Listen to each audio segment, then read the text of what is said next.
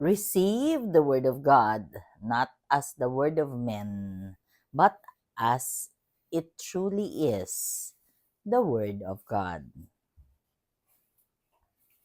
You have given your Son rule over the works of your hands. Blessed Tuesday, everyone. We praise and thank you, dear God, for another day of life. We praise and thank you for the gift of love, the gift of family, of community, of belongingness, and the gift of today.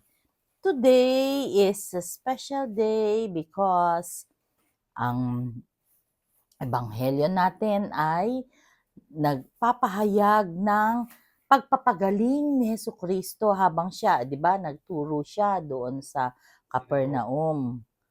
Tapos, merong isang lalaki doon na maingay. Pagkatapos sabi niya,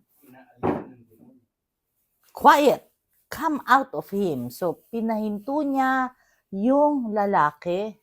Actually, pinahinto niya yung masamang espiritu na nandoon sa loob ng lalaki at pinalabas niya ang masamang espiritu, ang evil spirit, pinalabas niya. So, he can cast out demons. Kaya nga namangha ang mga tao kasi sino ba itong tao na to, itong guro na to na nagtuturo pagkatapos even yung evil spirits sumusunod sa kanya. As I reflect on the gospel, I contemplated na parang dahil sa nangyayari sa paligid natin, tayo din ay naaalihan ng bad spirits. Bakit? Ano bang mga nangyayari sa atin? 'Di ba? Gusto natin isulong ang SOGI bill. Gusto natin yung divorce dito sa Pilipinas ay maaprubahan. Gusto natin pwede nang ituro ang masturbation o ang paggamit ng kondom sa mga kabataan. Nakikita nyo ba yung video about the CSE, yung Comprehensive Sexuality Education, na as young as 4 years old, ang mga bata ay tuturuan na about sexuality? Hindi ko ma-imagine. Malalaki na ang aking mga anak pero meron ako mga apo na 7 and 9, medyo malalaki na din. Pero as early as 9, meron na silang magkakaroon na sila ng right kung okay silang makipag-sex. Yun ba? Yun ba ang gusto nating malaman ng mga kabataan? Hindi ba evil spirit yan? Kaya na ba nilang magdesisyon sa kanilang edad, sa murang edad nila? I cannot imagine kung paano nila i-discuss yung pleasure ng katawan sa classroom na ang teacher ang magtuturo. I cannot imagine kung paano ang mga elementary pupils ay pag-uusapan ang ganyan sa classroom. We should be aggressive in this. This should not happen.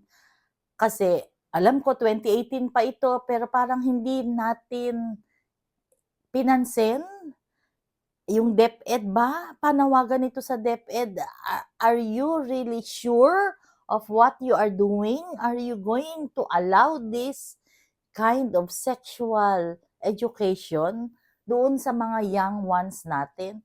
Isipin naman natin na merong tamang edad para maunawaan nila ang mga bagay-bagay. At yung mga ganyan, hindi tinuturo sa classroom. Hindi ko maintindihan pero nakakakilabot ang mga nangyayari sa ating paligid. Kaya nga feeling ko, naaalihan ba tayo ng demonyo? Lord, please, take away the evil spirits in us so that we will not allow these things to happen. Bakit ba natin inaalaw ang divorce? Bakit ba natin gusto na yan ay maipasa? Bakit ba pinapayagan natin yung teenage pregnancy? Kunyari, yung CSE na yan, kunyari, is parang no to teenage pregnancy. Pero ang mga nakapaloob dyan, kakaiba. we should know kung ano nangyayari sa paligid natin kasi ginagamit tayo ng demonyo para ma-ratify at maaprubahan ang lahat ng mga bagay na yan. Just like yung SOGI bill na sabi nila equality, pero nakalagay sa loob niyan. And this, you find out for yourselves na we as parents, we cannot anymore discuss sa ating mga anak yung sexual preference nila. And that is against the family code. Isa lamang yan sa pinupunto ko. Gusto ba natin ng ganyan? Di ba evil yan? That is the evil spirit na nakapaloob sa lahat ng mga gustong i-ratify, gustong aprubahan, gustong ipasa. Lord, please, do not allow these things to happen, not in the Philippines. Let us pray. Panginoon, we are sorry for our sins, either of commission or omission. We pray for healing, healing of those who are sick, those who are requesting for prayers, and those who are praying with us right here, right now. Panginoon, we need healing. Nawa ang lahat po ng mga tao na iba ang paningin nila sa mga bagay-bagay, sana po maitama. Umalis ang masamang espiritu sa ating sistema. Please help us, dear God. Please be with us always and in all ways and allow your presence in our lives to manifest. Help us, Lord.